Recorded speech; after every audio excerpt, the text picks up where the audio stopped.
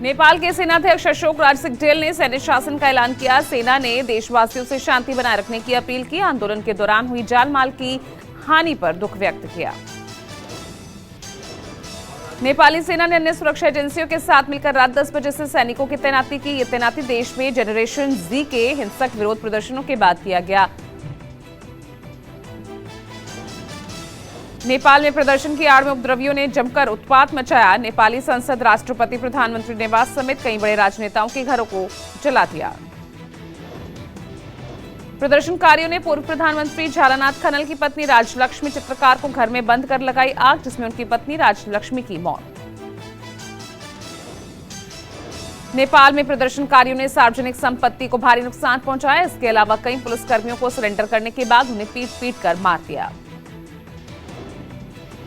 नेपाल के बिगड़े हालात का कैदियों ने उठाया फायदा। हिंसा के बीच जलेश्वर जेल से करीब 900 कैदी दीवार तोड़कर फरार हुए।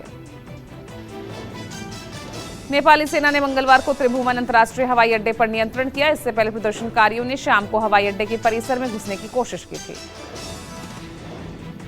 नेपाल में सभी हवाई अड्डे बुधवार दोपहर 12 बजे तक बंद रहेंगे, जिनमें काठमांडू का त्रिभुवन अंतर्राष्ट्रीय हवाई अड्डा शामिल। दिल्ली से काठमांडू जाने वाली सभी उड़ानें रद्द। जब तक अंतरिम सरकार का गठन नहीं हो जाता तब तक उड़ानें रद्द रह सकती हैं। भारतीय दूतावास ने हेल्पलाइन नंबर जारी किया। नेपाल के घटनाक्रम पर करीबी नजर रख रहा भारत। नेपाल के प्रधानमंत्री केपी शर्मा ओली ने देश भर में बढ़ते सरकार विरोधी प्रदर्शनों के मद्देनजर इस्तीफा दिया। केपी ओली के इस्तीफे के बाद काठमांडू के मेयर बालेंद्र शाह को अंतरिम राष्ट्रपति बनाने की मांग तेज। बालेंद्र शाह ने प्रदर्शनकारियों का किया नेतृत्व। नेपाल में जेएनजी प्रदर्शनकारियों के सामने झुकी सरकार। पीएम केपी ओली ने इस्तीफा दिया, मंत्रियों के साथ काठमांडू से भागे। नेपाल की राजधानी काठमांडू में सड़कों पर उतरे सेना के जवान। कई जगहों पर सेना के जवान और प्रदर्शनकारियों के बीच झड़प देखने को मिली। नेपाल के विदेश मंत्री आरजू देउबा और उनकी पत्नी, नेपाल की पूर्व प्रधानमंत्री शेर बहादुर, उनके प्रदर्शनकारियों ने उनके साथ की मारपीट। काठमांडू में पीएम ओली के आवास, राष्ट्रपति भवन, संसद भवन समेत कई जगहों पर तोड़फोड़ आगजनी हुई। काठमांडू के नामी होटल्स को भी आग के हवाले किया। नेपाल के ऊर्जा मंत्री दीपक खड़का के घर पर भी प्रदर्शनकारियों ने हमला बोला। घर में रखे कैश निकालकर सड़कों पर उड़ाए।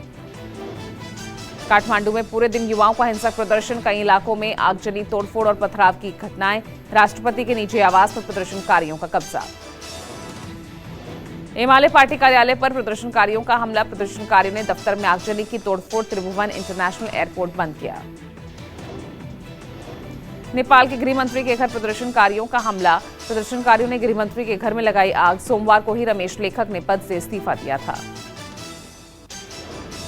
चुनाव आयोग की बड़ी तैयारी। देश भर में एसआईआर शुरू करने को लेकर आज बुलाई अहम बैठक। सभी सीईओ अपने राज्यों और केंद्र शासित प्रदेशों की स्थिति पर देंगे रिपोर्ट। राहुल गांधी का 2 दिवसीय रायबरेली दौरा आज से होगा शुरू। पहले दिन हरचंदपुर विधानसभा क्षेत्र के डिडौली में कार्यकर्ताओं से करेंगे मुलाकात। इसके बाद गोरा बाजार में अशोक स्तंभ का लोकार्पण करेंगे। बीएसपी ने शुरू की बिहार विधानसभा चुनाव की तैयारी। आज से आकाश आनंद के नेतृत्व में निकालेगी सर्वजन हिताय जागरूकता यात्रा। ये यात्रा कैमूर से शुरू होकर वैशाली में होगी खत्म। मुख्यमंत्री मोहन यादव का कोलकाता दौरा आज। कोलकाता में उद्योगपतियों से निवेश के संदर्भ में करेंगे 1-to-1 बैठक। मॉरिशस के प्रधानमंत्री का भारत दौरा। वो आज मुंबई से पहुंचेंगे वाराणसी। 11 सितंबर को पीएम मोदी के साथ द्विपक्षीय वार्ता। सीपी राधाकृष्णन होंगे देश के अगले उपराष्ट्रपति। सीपी राधाकृष्णन को मिले 452 वोट। बी सुदर्शन रेड्डी के खाते में 300 वोट। 15 वोट अमान्य घोषित। प्रधानमंत्री मोदी ने हिमाचल प्रदेश में बाढ़ लैंडस्लाइड प्रभावित क्षेत्रों का हवाई सर्वेक्षण किया। अधिकारियों के साथ स्थिति की समीक्षा की। पंजाब में प्रधानमंत्री मोदी ने बाढ़ प्रभावित क्षेत्रों का हवाई दौरा किया। एनडीआरएफ, एसडीआरएफ और आपदा मित्रों से मुलाकात की। बाढ़ से बिगड़े हालात की जानकारी। मानसून की रफ्तार धीमी होने के बाद चारधाम यात्रा की रफ्तार तेज। केदारनाथ हेली सेवा के किराए में 49% की बढ़ोतरी। आज से शुरू होगी बुकिंग। मुख्यमंत्री नीतीश कुमार की अध्यक्षता में हुई कैबिनेट मीटिंग। 25 महत्वपूर्ण प्रस्तावों को दी गई मंजूरी। 8,463 राजस्व कर्मचारी पद स्वीकृत। दिल्ली के द्वारका में स्थित यशोभूमि में आचार्य डॉक्टर ईशान शिवानंद की नई पुस्तक द प्रैक्टिस ऑफ इमोरालिटी का हुआ विमोचन। ये पुस्तक युवाओं की जीवन शैली, छात्रों में तनाव कम करने में कारगर।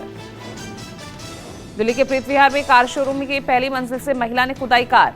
नई कार लेने के बाद नींबू फोड़ने की रस्म करने के दौरान हादसा हुआ।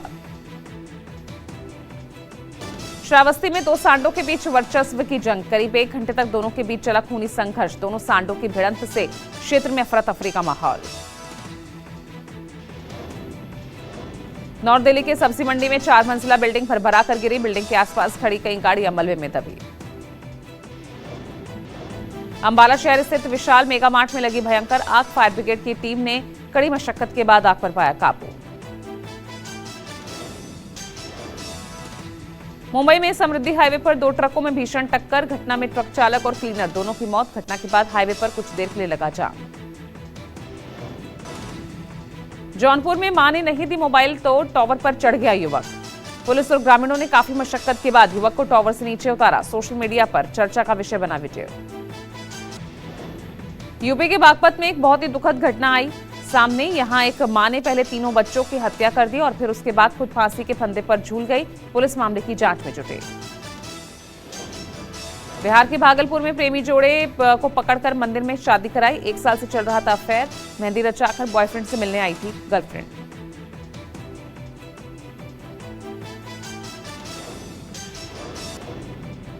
मुर्शिदाबाद के पद्मा नदी में नाव डूबने से हड़कंप। 2 लोग लापता। नाव हादसे को लेकर रानीनगर में दहशत का माहौल। यूपी के मऊ में बाइक चोरी का सीसीटीवी फुटेज लाइव। पुलिस चौकी से महज 100 मीटर दूरी पर गाड़ियां चोरी। एफआईआर दर्ज कर चोर की तलाश में जुटी पुलिस। यूपी की बस्ती में 25-25 हजार के 2 इनामी बदमाश मुठभेड़ में गिरफ्तार। मुठभेड़ के दौरान दोनों बदमाशों के पैर में लगी गोली। बिजनौर में गुलदार के हमले ने फिर ली एक बच्चे की जान। मां के साथ नल से पानी लेने गया था 8 साल का ये हर्ष। 10 दिन के अंदर तीसरे बच्चे की जान गुलदार ने ली। वन विभाग के लोगों में गुस्सा।